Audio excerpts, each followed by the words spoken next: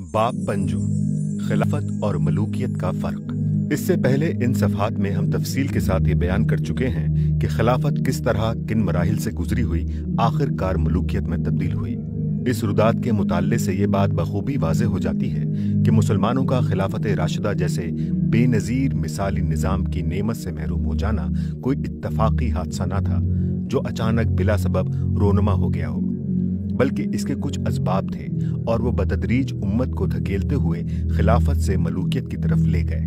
इस अलमनाक तगय्युर के दौरान में जितने मराहिल पेश आए उनमें से हर मरहले पर उसको रोकने के इम्कानात मौजूद थे, मगर उम्मत की और दरहकीकत पूरी नौ इंसानी की ये बदकिस्मती थी कि तगय्युर के असबाब बहुत ज्यादा ताकतवर साबित हुए, हत्ता के उन इम्कानात में से किसी एक का फायदा भी ना उठाया जा सका। अब हमें इस सवाल पर बहस करनी है कि खिलाफत और मलूकियत के दरमियान असल फर्क क्या था। एक चीज की जगह दूसरी चीज के आ जाने से हकीकत में क्या तगय्युर वाक़े हुआ और उसके क्या असरात मुसलमानों की इज्तमाई जिंदगी पर मुतरत्तब हुए। नंबर 1, तकर्रुर खलीफा के दस्तूर में तब्दीली। अव्वलीन बुनियादी तब्दीली उस दस्तूरी कायदे में हुई जिसके मुताबिक किसी शख्स को उम्मत का सरबराह बनाया जाता था। खिलाफत राशिदा में वो कायदा ये था कि कोई शख्स खुद खिलाफत हासिल करने के लिए न उठे और अपनी सही और तदबीर से बरसरे इख्तिदार न आए, बल्कि लोग जिसको उम्मत की सरबराही के लिए मौजू समझें अपने मशवरे से इख्तिदार उसके सुपुर्द कर दें। बैत इख्तिदार का नतीजा नहीं बल्कि उसका सबब हो। बैत हासिल होने में आदमी की अपनी किसी कोशिश या साजिश का कतन कोई दखल ना हो। लोग बैत करने या ना करने के मामले में पूरी तरह आजाद हों और जब तक किसी को लोगों की आजादाना रजामंदी से बैत हासिल ना हो जाए वो बरसरे इख्तिदार ना आए। खुलफाए राशिदीन में से हर एक इसी कायदे के मुताबिक बरसरे इख्तिदार आया था। उनमें से किसी ने भी खुद खिलाफत लेने की बराए नाम भी कोशिश ना की थी, बल्कि खिलाफत उनको दी गई तब उन्होंने उसको लिया। सैयदना अली रज़ी अल्लाह ताला अन्हु के मुताल्लिक अगर कोई शख्स ज्यादा से ज्यादा कुछ कह सकता है तो वो ये है कि वो अपने आप को खिलाफत के लिए अहक समझते थे, लेकिन किसी काबिल एतबार तारीखी रिवायत से उनके मुताल्लिक ये बात साबित नहीं होती कि उन्होंने खिलाफत हासिल करने के लिए कभी किसी दर्जे में कोई अदना सी कोशिश भी की हो। लिहाजा उनका महज अपने आप को हक समझना इस कायदे के खिलाफ करार नहीं दिया जा सकता।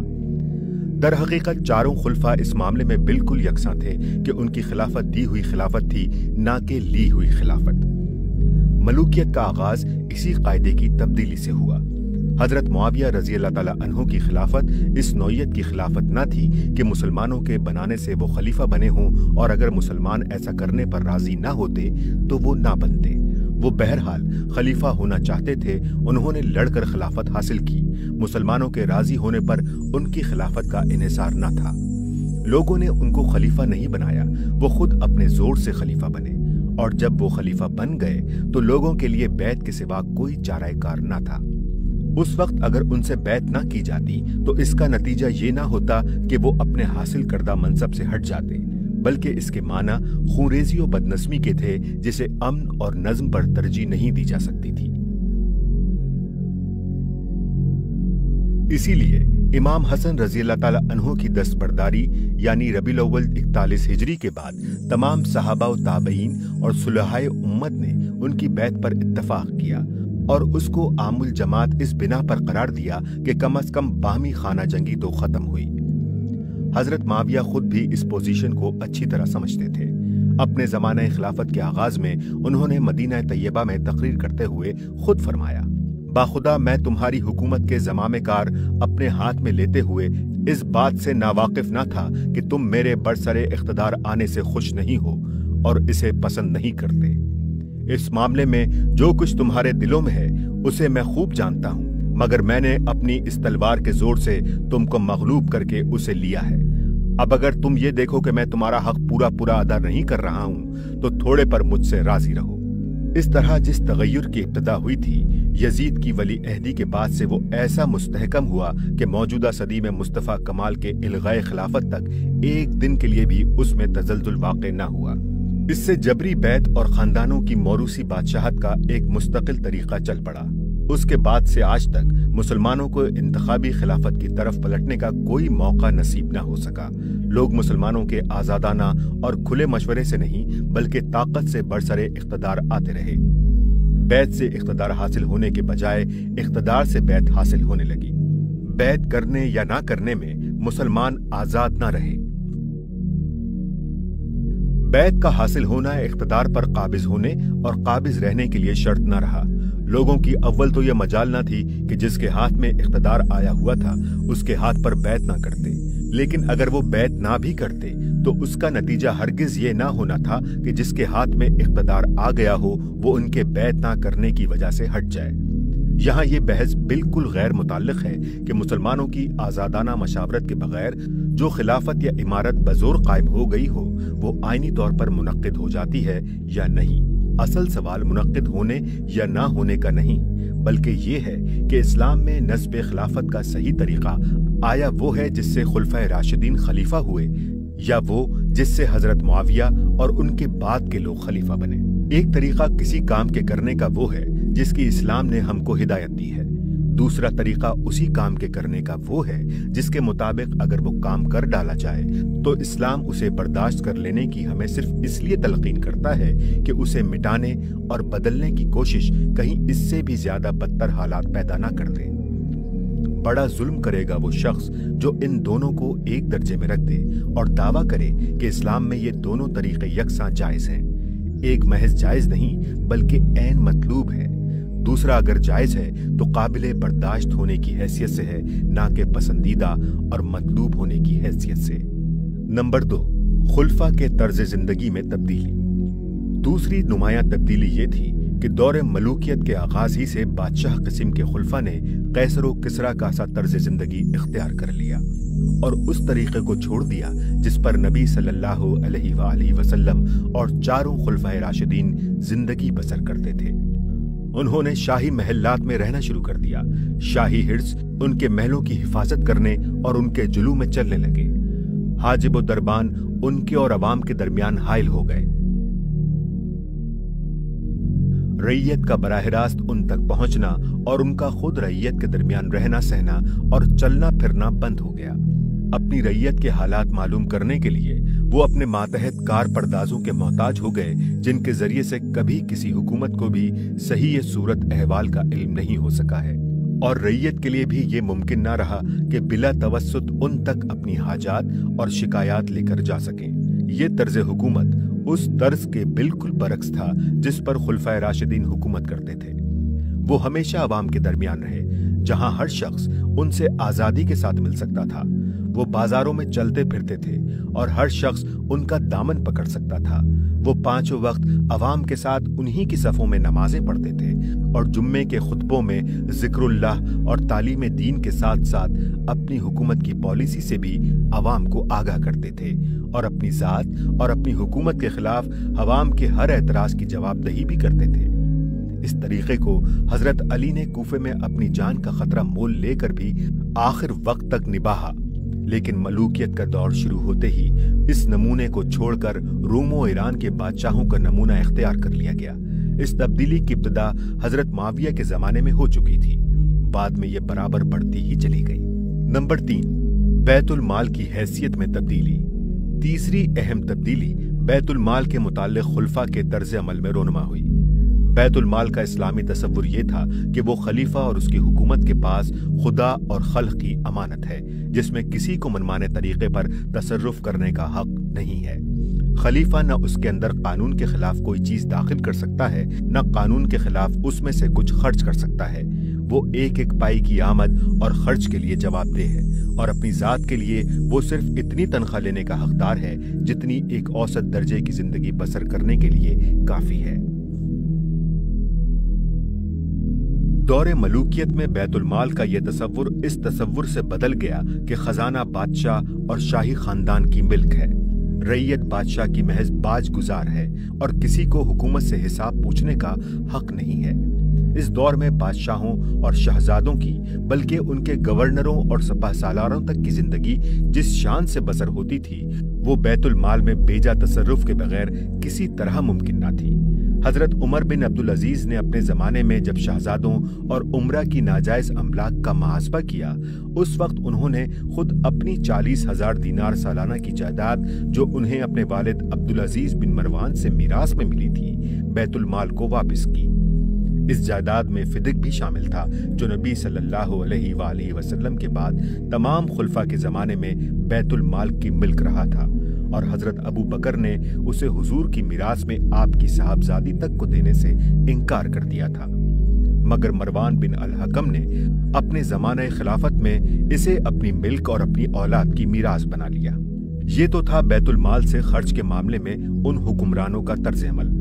اب بیت المال کی آمدنی کو دیکھیے تو نظر آتا ہے کہ اس کے بارے میں بھی حلال و حرام کی تمیز ان کے ہاں اٹھتی چلی گئی۔ حضرت عمر بن عبدالعزیز نے اپنے ایک فرمان میں ان ناجائز ٹیکسوں کی ایک فہرست دی ہے جو ان کے پیش رو شاہان بنی امیہ کے زمانے میں رعایا سے وصول کیے جاتے تھے۔ اس کے مطالعے سے اندازہ ہوتا ہے کہ ان لوگوں نے بیت المال کی آمدنی کے بارے میں شریعت کے قواعد کو کس بری طرح توڑنا شروع کر دیا تھا۔ اس سلسلے میں سب سے بڑا ظلم یہ تھا کہ جو غیر مسلم اسلام قبول کر لیتے تھے ان پر بھی اس بہانے جزیہ لگا دیا جاتا تھا کہ یہ محض جزیے سے بچنے کے لیے ایمان لا رہے ہیں، حالانکہ اصل وجہ اس فعل کی یہ تھی کہ اشاعت اسلام سے ان کو بیت المال کی آمدنی کم ہو جانے کا خطرہ تھا۔ ابن اسیر کی روایت ہے کہ حجاج بن یوسف یعنی عراق کے وائسرائے کو اس کے عاملوں نے لکھا کہ ذمی کثرت سے مسلمان ہو کر بصرہ و کوفہ میں آباد ہو رہے ہیں اور اس سے جزیہ و خراج کی آمدنی گھٹ رہی ہے۔ اس پر حجاج نے فرمان جاری کیا کہ ان لوگوں کو شہروں سے نکالا جائے اور ان پر حسب سابق جزیہ لگایا جائے۔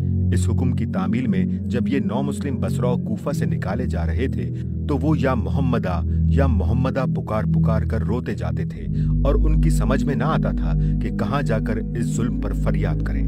اس صورتحال پر بصرہ و کوفہ کے علماء و فقہ چیخ اٹھے، اور جب یہ نو مسلم روتے پیٹتے شہروں سے نکلے تو علماء و فقہ بھی ان کے ساتھ روتے جاتے تھے۔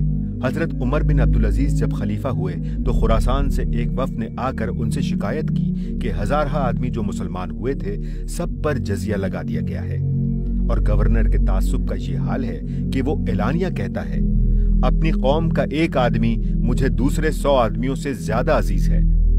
اسی بنیاد پر حضرت موصوف نے الجرح بن عبداللہ الحکمی کو خراسان کی گورنری سے معزول کیا اور اپنے فرمان میں لکھا کہ اللہ تعالیٰ نے محمد صلی اللہ علیہ وآلہ وسلم کو دائی بنا کر بھیجا تھا، نہ کہ تحصیلدار۔ نمبر 4، آزادی اظہار رائے کا خاتمہ۔ اس دور کے تغیرات میں سے ایک اور اہم تغیر یہ تھا کہ مسلمانوں سے امر بالمعروف اور نہی عن المنکر کی آزادی سلب کر لی گئی، حالانکہ اسلام نے اسے مسلمانوں کا صرف حق ہی نہیں بلکہ فرض قرار دیا تھا، اور اسلامی معاشرت و ریاست کا صحیح راستے پر چلنا اس پر منحصر تھا کہ قوم کا ضمیر زندہ اور اس کے افراد کی زبانیں آزاد ہوں، ہر غلط کام پر وہ بڑے سے بڑے آدمی کو ٹوک سکیں اور حق بات برملا کہہ سکیں۔ خلافت راشدہ میں لوگوں کی یہ آزادی پوری طرح محفوظ تھی۔ خلفائے راشدین اس کی نہ صرف اجازت دیتے تھے بلکہ اس پر لوگوں کی ہمت افزائی کرتے تھے۔ ان کے زمانے میں حق بات کہنے والے ڈانٹ اور دھمکی سے نہیں، تعریف و تحسین سے نوازے جاتے تھے، اور تنقید کرنے والوں کو دبایا نہیں جاتا تھا بلکہ ان کو معقول جواب دے کر مطمئن کرنے کی کوشش کی جاتی تھی۔ لیکن دور ملوکیت میں ضمیروں پر قفل چڑھا دیے گئے اور زبانیں بند کر دی گئیں۔ اب قاعدہ یہ ہو گیا کہ منہ کھولو تو تعریف کے لیے کھولو، ورنہ چپ رہو، اور اگر تمہارا ضمیر ایسے ہی زوردار ہے کہ تم حق گوئی سے باز نہیں رہ سکتے تو قید اور قتل اور کوڑوں کی مار کے لیے تیار ہو جاؤ۔ چنانچہ جو لوگ بھی اس دور میں حق بولنے اور غلط کاریوں پر ٹوکنے سے باز نہ آئے ان کو بدترین سزائیں دی گئیں تاکہ پوری قوم دہشت زدہ ہو جائے۔ اس نئی پالیسی کی ابتدا حضرت معاویہ رضی اللہ تعالیٰ عنہ کے زمانے میں حضرت حجر بن عدی کے قتل یعنی 51 ہجری سے ہوئی، جو ایک زاہد و عابد صحابی اور صلحاء امت میں ایک اونچے مرتبے کے شخص تھے۔ حضرت معاویہ کے زمانے میں جب ممبروں پر خطبے میں اعلانیہ حضرت علی پر لعنت اور سب و شتم کا سلسلہ شروع ہوا تو عام مسلمانوں کے دل ہر جگہ ہی اس سے زخمی ہو رہے تھے، مگر لوگ خون کا گھونٹ پی کر خاموش ہو جاتے تھے۔ کوفہ میں حجر بن عدی سے صبر نہ ہو سکا اور انہوں نے جواب میں حضرت علی کی تعریف اور حضرت معاویہ کی مذمت شروع کر دی۔ حضرت مغیرہ جب تک کوفہ کے گورنر رہے وہ ان کے ساتھ رعایت برتتے رہے उनके बाद जब ज़ियाद की गवर्नरी में बसरा के साथ कूफा भी शामिल हो गया तो उसके और उनके दरमियान कशमकश बर्पा हो गई। वो खुतबे में हजरत अली को गालियां देता था और ये उठकर उसका जवाब देने लगते थे। इसी दौरान में एक मर्तबा उन्होंने नमाज जुम्मा में ताखीर पर भी उनको टोका। आखिरकार उसने उन्हें और उनके 12 साथियों को गिरफ्तार कर लिया और उनके खिलाफ बहुत से लोगों की शहादतें इस फर्द जुर्म पर ली कि उन्होंने एक जत्था बना लिया है, खलीफा को एलानिया गालियां देते हैं, अमीरुल मोमिनीन के खिलाफ लड़ने की दावत देते हैं। उनका दावा यह है कि खिलाफत आले अबी तालिब के सिवा किसी के लिए दुरुस्त नहीं है। उन्होंने शहर में फसाद बर्पा किया है और अमीरुल मोमिनीन के आमिल को निकाल बाहर किया। ये अबू तराब यानी हजरत अली की हिमायत करते हैं, उन पर रहमत भेजते हैं और उनके मुखालिफिन से इजहार बरात करते हैं। इन गवाहियों में से एक गवाही काजी शरी की भी सब्त की गई, मगर उन्होंने एक अलग खत में हजरत मुआविया को लिख भेजा कि मैंने सुना है कि आपके पास हजर बिन अदी के खिलाफ जो शहादतें भेजी गई हैं उनमें से एक मेरी शहादत भी है। मेरी असल शहादत हजर के मुताल्लिक ये है कि वो उन लोगों में से हैं जो नमाज कायम करते हैं, ज़कात देते हैं, दायमन हज व उम्रा करते रहते हैं, नेकी का हुक्म देते और बदी से रोकते हैं। उनका खून और माल हराम है। आप चाहें तो उन्हें कत्ल करें वरना माफ कर दें। इस तरह ये मुल्जिम हजरत मुआविया के पास भेजे गए और उन्होंने उनके कत्ल का हुक्म दे दिया। कत्ल से पहले जल्लादों ने उनके सामने जो बात पेश की वो ये थी कि हमें हुक्म दिया गया है कि अगर तुम अली से बरात का इजहार करो और उन पर लानत भेजो तो तुम्हें छोड़ दिया जाए वरना कत्ल कर दिया जाए। उन लोगों ने ये बात मानने से इनकार कर दिया और हजर ने कहा, मैं जबान से वो बात नहीं निकाल सकता जो रब को नाराज करे। आखिरकार वो और उनके 7 साथी कत्ल कर दिए गए। उनमें से एक साहब अब्दुल रहमान बिन हस्सान को हजरत मुआविया ने ज़ियाद के पास वापस भेज दिया और उसको लिखा कि उन्हें बदतरीन तरीके से कत्ल करो। चनाचा उसने उन्हें जिंदा दफन करा दिया। इस वाक़े ने उम्मत के तमाम सुलह का दिल दहला दिया। हजरत अब्दुल्ला बिन उमर और हजरत आयशा को यह खबर सुनकर सख्त रंज हुआ। हजरत आयशा ने हजरत मुआविया को इस फेल से बाज रखने के लिए पहले ही खत लिखा था। बाद में जब एक मर्तबा हजरत मुआविया उनसे मिलने आए तो उन्होंने फरमाया, ए मुआविया, तुम्हें हजर को कत्ल करते हुए खुदा का जरा खौफ न हुआ। हजरत मुआविया के गवर्नर खरासान रबी बिन ज़ियाद अल हारसी ने जब ये खबर सुनी तो पुकार उठे कि खुदाया, अगर तेरे इल्म में मेरे अंदर कुछ खैर बाकी है तो मुझे दुनिया से उठा ले। हजरत हसन बसरी फरमाते हैं, हजरत मुआविया के 4 अफ़ाल ऐसे हैं कि अगर कोई शख्स उनमें से किसी एक का इर्तिकाब भी करे तो वो उसके हक में मौलिक हो।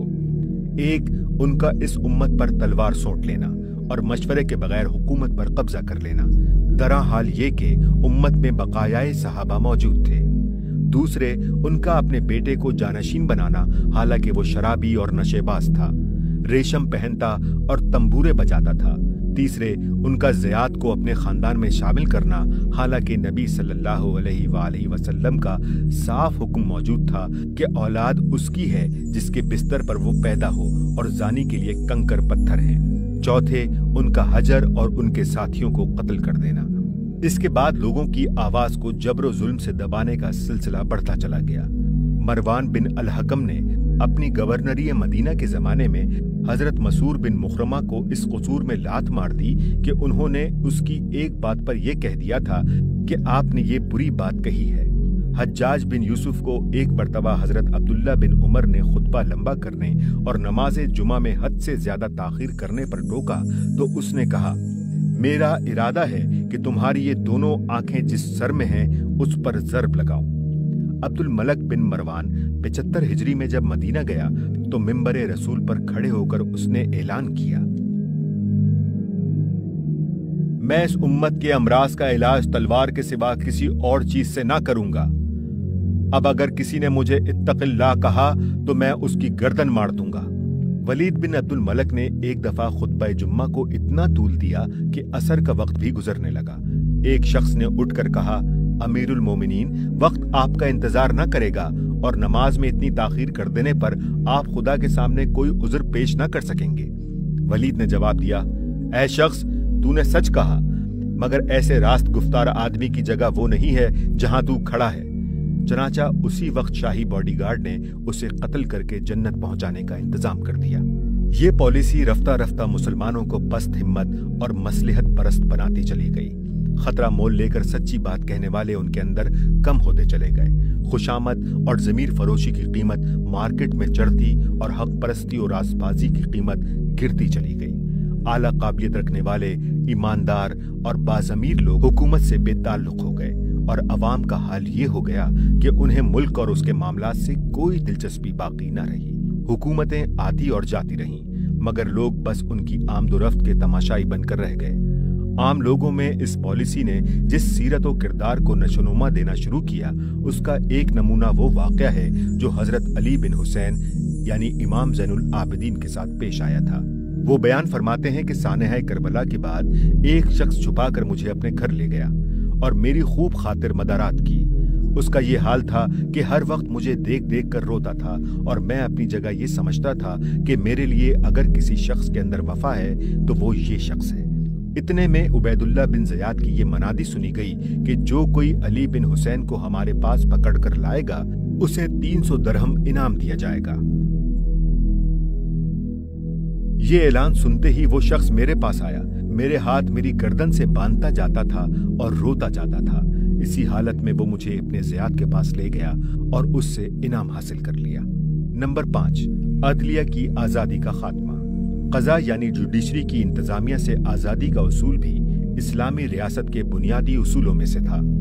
خلافت راشدہ میں قاضیوں کا تقرر اگرچہ خلفاء ہی کرتے تھے، مگر جب کوئی شخص قاضی مقرر ہو جاتا تھا تو اس پر خدا کے خوف اور اس کے اپنے علم و ضمیر کے سوا کسی کا دباؤ نہ رہتا تھا۔ کوئی بڑے سے بڑا شخص بھی عدالت کے کام میں دخل دینے کی جرت نہ کر سکتا تھا، حتیٰ کہ قاضی خود خلیفہ کے خلاف فیصلہ دے سکتے تھے اور دیتے تھے۔ مگر جب ملوکیت آئی تو بالآخر یہ اصول بھی ٹوٹنا شروع ہو گیا۔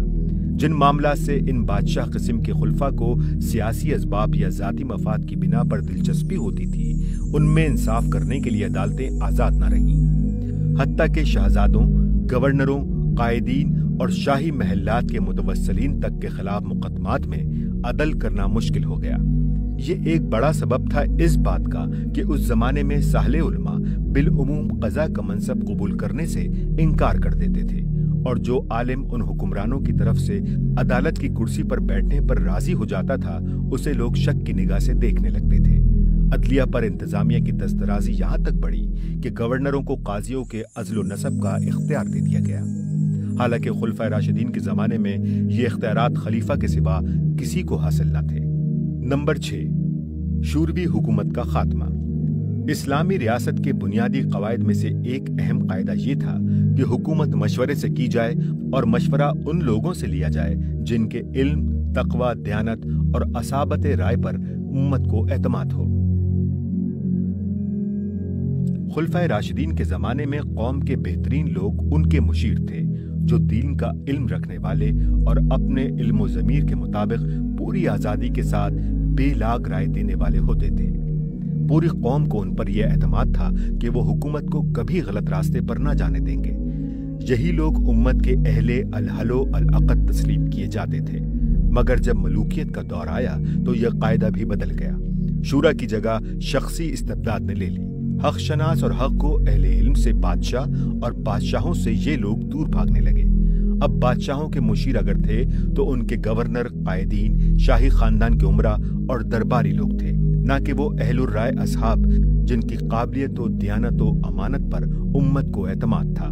اس کا سب سے بڑا نقصان یہ ہوا کہ ایک بڑھتے ہوئے تمدن میں پیش آنے والے قانونی مسائل میں فیصلہ دینے والا کوئی ایسا با اختیار ادارہ باقی نہ رہا جس کی طرف معاملات میں بر وقت رجوع کیا جا سکتا ہو، جس کے اجماعی یا جمہوری فیصلے قانون اسلام کے جز بن جائیں اور پھر ملک کی تمام عدالتیں انہی کے مطابق معاملات کے تصفیے کرنے لگیں۔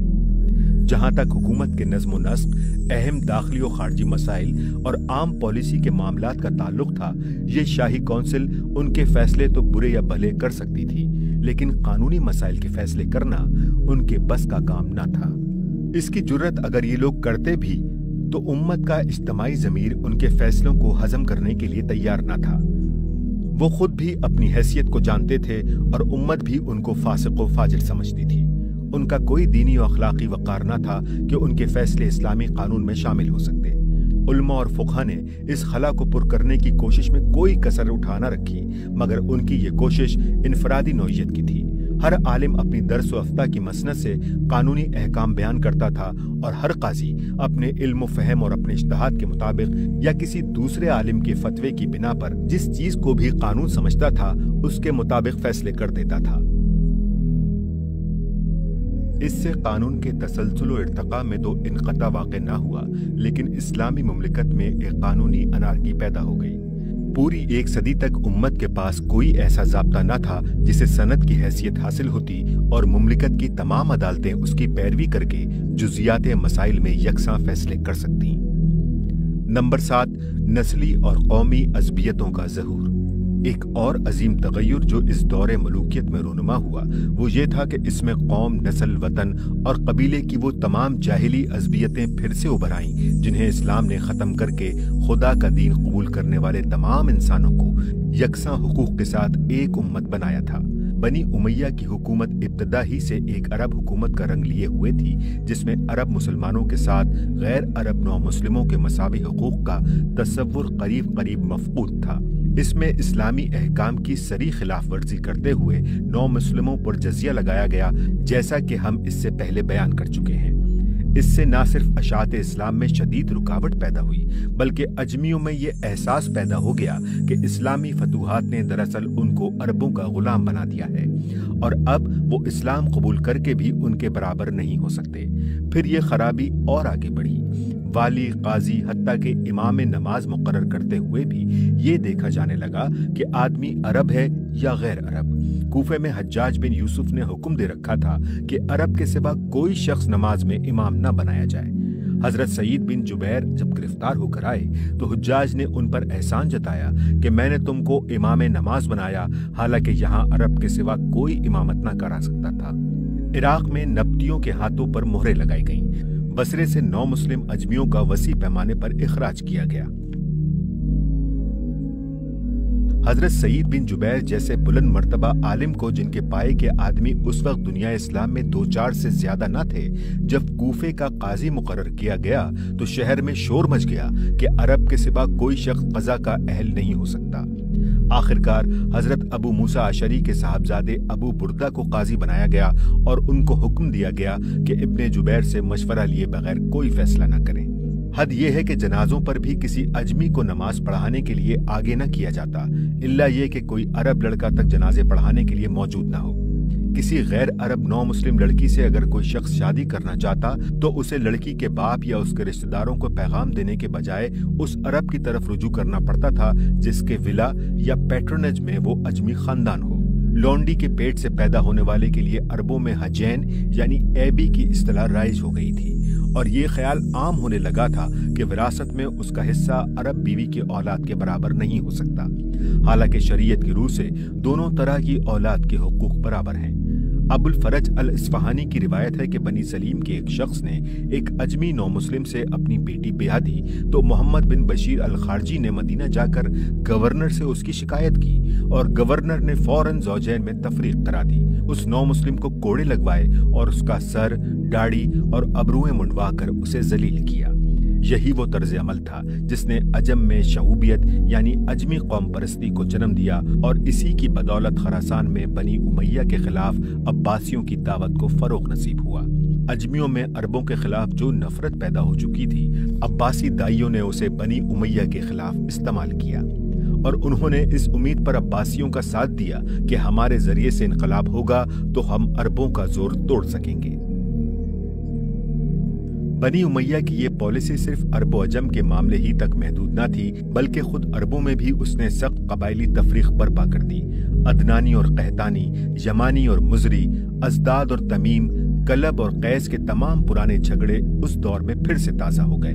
हुकूमत खुद कबीलों को एक दूसरे के खिलाफ इस्तेमाल करती थी और उसके अरब गवर्नर अपनी अपनी वलायतों में पूरे तासुब के साथ अपने कबीलों को नवाजते और दूसरे कबीलों के साथ बेइंसाफियां करते थे।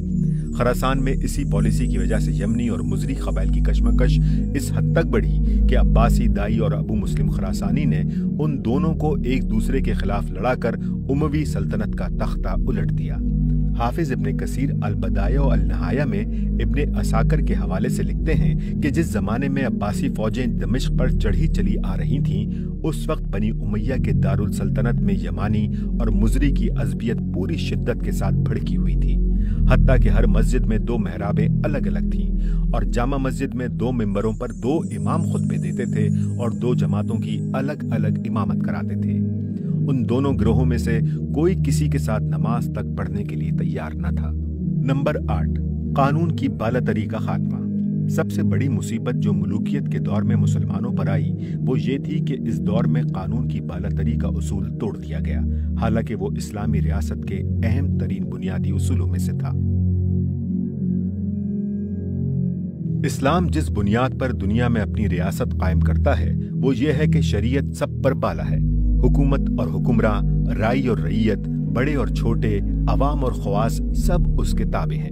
کوئی اس سے آزاد یا مستثنی نہیں اور کسی کو اس سے ہٹ کر کام کرنے کا حق نہیں، دوست ہو یا دشمن، حربی کافر ہو یا معاہد، مسلم رعیت ہو یا ذمہ، مسلمان وفادار ہو یا باغی یا برسر جنگ، غرض جو بھی ہو، شریعت میں اس سے برتاؤ کرنے کا ایک طریقہ مقرر ہے جس سے کسی حال میں تجاوز نہیں کیا جا سکتا۔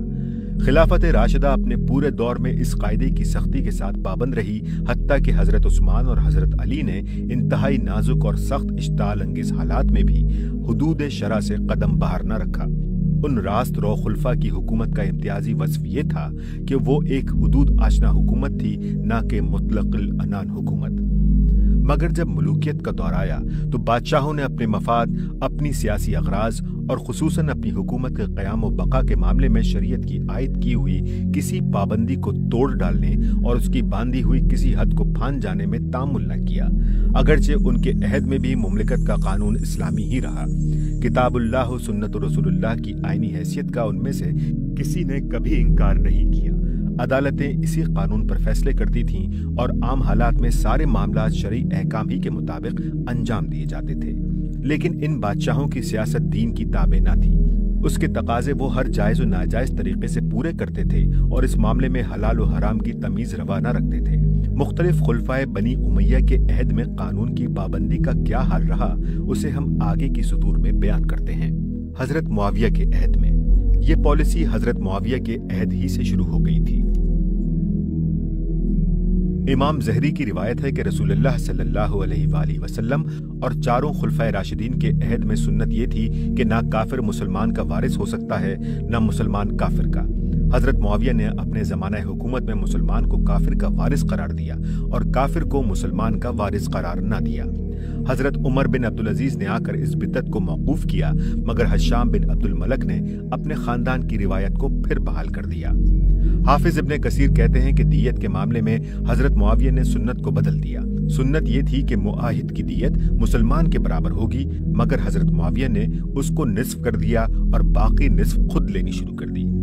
ایک اور نہایت مکروہ بدعت حضرت معاویہ کے عہد میں یہ شروع ہوئی کہ وہ خود ان کے حکم سے ان کے تمام گورنر خطبوں میں برسر منبر حضرت علی رضی اللہ تعالیٰ عنہ پر سب و شتم کی بوچھاڑ کرتے تھے، حتیٰ کہ مسجد نبوی میں منبر رسول پر عین روضہ نبوی کے سامنے حضور کے محبوب ترین عزیز کو گالیاں دی جاتی تھیں اور حضرت علی کی اولاد اور ان کے قریب ترین رشتہ دار اپنے کانوں سے یہ گالیاں سنتے تھے۔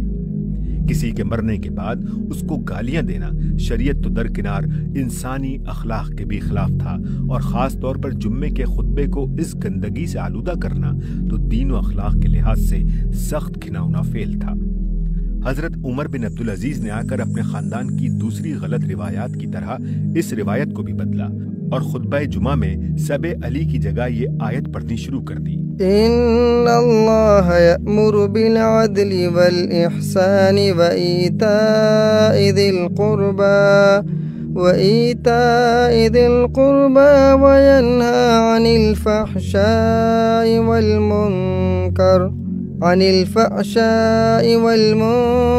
والبغی یعظکم لعلکم تذکرون۔ مال غنیمت کی تقسیم کے معاملے میں بھی حضرت معاویہ نے کتاب اللہ و سنت و رسول اللہ کے صریح احکام کی خلاف ورزی کی۔ کتاب و سنت کی روح سے پورے مال غنیمت کا 5واں حصہ بیت المال میں داخل ہونا چاہیے اور باقی 4 حصے اس فوج میں تقسیم کیے جانے چاہیے جو لڑائی میں شریک ہوئی ہو۔ لیکن حضرت معاویہ نے حکم دیا کہ مال غنیمت میں سے چاندی سونا ان کے لیے الگ نکال لیا جائے، پھر باقی مال شرعی قاعدے کے مطابق تقسیم کیا جائے۔ زیاد بن سمیہ کا استلحاق بھی حضرت معاویہ کے ان افعال میں سے ہے جن میں انہوں نے سیاسی اغراض کے لیے شریعت کے ایک مسلم قاعدے کی خلاف ورزی کی تھی۔ زیاد طائف کی ایک لونڈی سمیہ نامی کے پیٹ پیدا ہوا تھا۔ لوگوں کا بیان یہ تھا کہ زمانہ جاہلیت میں حضرت معاویہ کے والد جناب ابو سفیان نے اس لونڈی سے زنا کا ارتکاب کیا تھا اور اسی سے وہ حاملہ ہوئی۔ حضرت ابو سفیان نے خود بھی ایک مرتبہ اس بات کی طرف اشارہ کیا تھا کہ زیاد انہی کے نطفے سے ہے۔ جوان ہو کر یہ شخص اعلیٰ درجے کا مدبر، منتظم، فوجی لیڈر اور غیر معمولی قابلیتوں کا مالک ثابت ہوا۔ حضرت علی کے زمانہ خلافت میں وہ آپ کا زبردست حامی تھا اور اس نے بڑی اہم خدمات انجام دی تھیں۔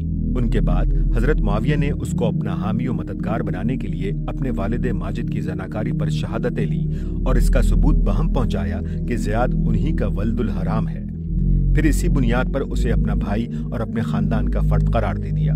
یہ فعل اخلاقی حیثیت سے جیسا کچھ مکروہ ہے وہ تو ظاہر ہی ہے، مگر قانونی حیثیت سے بھی یہ ایک صریح ناجائز فعل تھا، کیونکہ شریعت میں کوئی نسب زنا سے ثابت نہیں ہوتا۔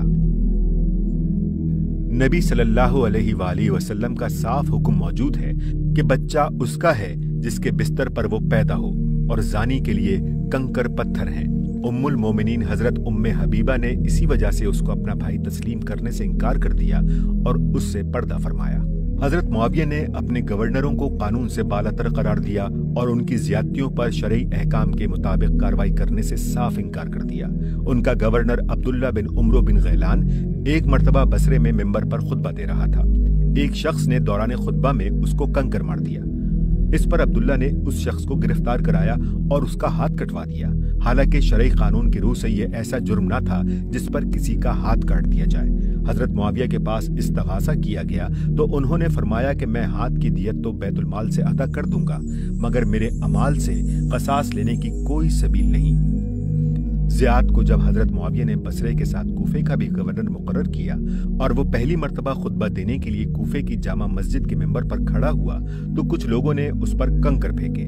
اس نے فوراً مسجد کے دروازے بند کرا دیے اور کنکر پھینکنے والے تمام لوگوں کو، جن کی تعداد 30 سے 80 تک بیان کی جاتی ہے، گرفتار کرا کے اسی وقت ان کے ہاتھ کٹوا دیے۔ کوئی مقدمہ ان پر نہ چلایا گیا، کسی عدالت میں وہ نہ پیش کیے گئے، کوئی باقاعدہ قانونی شہادت ان کے خلاف پیش نہ ہوئی۔ گورنر نے محض اپنے انتظامی حکم سے اتنے لوگوں کو قطعیت کی سزا دے ڈالی جس کے لیے قطعاً کوئی شرعی جواز نہ تھا، مگر دربار خلافت سے اس کا بھی کوئی نوٹس نہ لیا گیا۔ اس سے بڑھ کر ظالمانہ افعال بصر بن ابی ارطا نے کیے، جسے حضرت معاویہ نے پہلے حجاز و یمن کو حضرت علی کے قبضے سے نکالنے کے لیے بھیجا تھا اور پھر ہمدان پر قبضہ کرنے کے لیے مامور کیا تھا۔ اس شخص نے یمن میں حضرت علی کے گورنر عبید اللہ بن عباس کے 2 چھوٹے چھوٹے بچوں کو پکڑ کر قتل کر دیا۔ ان بچوں کی ماں اس صدمے سے دیوانی ہو گئی۔ بنی کنانا کی ایک عورت جو یہ ظلم دیکھ رہی تھی چیخ اٹھی کہ مردوں کو تو تم نے قتل کر دیا، اب ان بچوں کو کس لیے قتل کر رہے ہو؟ بچے تو جاہلیت میں بھی نہیں مارے جاتے تھے۔ اے ابن ابی ارطا، جو حکومت بچوں اور بوڑھوں کے قتل اور بے رحمی و برادر کشی کے بغیر قائم نہ ہو سکتی ہو، اس سے بری حکومت کوئی نہیں۔ اس کے بعد اسی ظالم شخص کو حضرت معاویہ نے ہمدان پر حملہ کرنے کے لیے بھیجا جو اس وقت حضرت علی کے قبضے میں تھا۔ وہاں اس نے دوسری زیادتیوں کے ساتھ ایک ظلم عظیم یہ کیا کہ جنگ میں جو مسلمان عورتیں پکڑی گئی تھیں انہیں لونڈیاں بنا لیا، حالانکہ شریعت میں اس کا قطعاً کوئی جواز نہیں۔ یہ ساری کارروائیاں گویا اس بات کا عملاً اعلان تھیں کہ اب گورنروں اور سپہ سالاروں کو ظلم کی کھلی چھوٹ ہے اور سیاسی معاملات میں شریعت کی کسی حد کے وہ پابند نہیں ہیں۔ سر کاٹ کر ایک جگہ سے دوسری جگہ بھیجنے اور انتقام کے جوش میں لاشوں کی بے حرمتی کرنے کا وحشیانہ طریقہ بھی جو جاہلیت میں رائج تھا اور جسے اسلام نے مٹا دیا تھا، اسی دور میں مسلمانوں کے اندر شروع ہوا۔ سب سے پہلا سر جو زمانہ اسلام میں کاٹ کر لے جایا گیا وہ عمار بن یاسر کا سر تھا۔ امام احمد بن حنبل نے اپنی مسند میں صحیح سند کے ساتھ یہ روایت نقل کی ہے اور ابن سعد نے بھی طبقات میں اسے نقل کیا ہے کہ جنگ صفین میں حضرت عمار کا سر کاٹ کر حضرت معاویہ کے پاس لایا گیا اور 2 آدمی اس پر جھگڑ رہے تھے، ہر ایک کہتا تھا کہ عمار کو میں نے قتل کیا ہے۔ اس کے بعد دوسرا سر عمرو بن الحمق کا تھا، جو رسول اللہ صلی اللہ علیہ وآلہ وسلم کے صحابیوں میں سے تھے، مگر حضرت عثمان رضی اللہ تعالیٰ عنہ کے قتل میں انہوں نے بھی حصہ لیا تھا۔ زیاد کی ولایت عراق کے زمانے میں ان کو گرفتار کرنے کی کوشش کی گئی۔ وہ بھاگ کر ایک غار میں چھپ گئے، وہاں ایک سانپ نے ان کو کاٹ لیا اور وہ مر گئے۔ تعقب کرنے والے ان کی مردہ لاش کا سر کاٹ کر زیاد کے پاس گئے۔ اس نے حضرت معاویہ کے پاس دمشق بھیج دیا، وہاں اسے برسر عام گشت کرایا گیا اور پھر لے جا کر ان کی بیوی کی گود میں ڈال دیا گیا۔ ایسا ہی وحشیانہ سلوک مصر میں محمد بن ابی بکر کے ساتھ کیا گیا، جو وہاں حضرت علی کے گورنر تھے۔ حضرت معاویہ کا جب مصر پر قبضہ ہوا تو انہیں گرفتار کر کے قتل کر دیا گیا اور پھر ان کی لاش ایک مردہ گدھے کی کھال میں رکھ کر جلائی گئی۔ اس کے بعد تو یہ ایک مستقل طریقہ ہی بن گیا کہ جن لوگوں کو سیاسی انتقام کی بنا پر قتل کیا جائے، ان کے مرنے کے بعد ان کی لاشوں کو بھی معاف نہ کیا جائے۔ حضرت حسین رضی اللہ تعالیٰ عنہ کا سر کاٹ کر کربلا سے کوفہ اور کوفہ سے دمشق لے جایا گیا اور ان کی لاش پر گھوڑے دوڑا کر اسے روندا گیا۔ حضرت نعمان بن بشیر، جو یزید کے زمانے تک بنی امیہ کے حامی رہے تھے، مروان کے زمانے میں حضرت عبداللہ بن زبیر کا ساتھ دینے کی وجہ سے قتل کیے گئے اور ان کا سر لے جا کر ان کی بیوی کی گود میں ڈالا گیا۔ حضرت مصعب بن زبیر کا سر کوفہ اور مصر میں پھرایا گیا، پھر دمشق لے جا کر اسے منظر عام پر لٹکا دیا گیا۔ اس کے بعد شام کے شہروں میں اسے پھرانے کا ارادہ تھا، مگر خود عبد الملک بن مروان کی بیوی عاتکہ بنت یزید بن معاویہ نے اس پر سخت احتجاج کیا۔ اس نے کہا، جو کچھ تم نے اب تک کیا ہے، کیا اس سے بھی تمہارا دل ٹھنڈا نہ ہوا؟ اب اس کی نمائش کیوں کرتے پھر رہے ہو؟ پھر اس سر کو اتروا کر غسل دلوایا اور دفن کرا دیا۔ حضرت عبداللہ بن زبیر اور ان کے رفقا عبداللہ بن صفوان اور عمارہ بن حزم کے ساتھ اس سے بھی زیادہ سخت وحشت و جاہلیت بڑھتی گئی۔ ان کے سر کاٹ کر مکہ سے مدینہ اور مدینہ سے دمشق لے جائے گئے، جگہ جگہ ان کی نمائش کی گئی اور مکہ میں ان کی لاشیں کئی روز تک سولی پر لٹکتی رہیں، یہاں تک کہ وہ سڑ گئیں۔ قطع نظر اس سے کہ جن لوگوں کے مرنے کے بعد یہ سلوک ان کی لاشوں کے ساتھ کیا گیا وہ کس پائے کے لوگ تھے، سوال یہ ہے کہ کیا اسلام نے کسی کافر کے ساتھ بھی یہ برتاؤ کرنا جائز رکھا ہے؟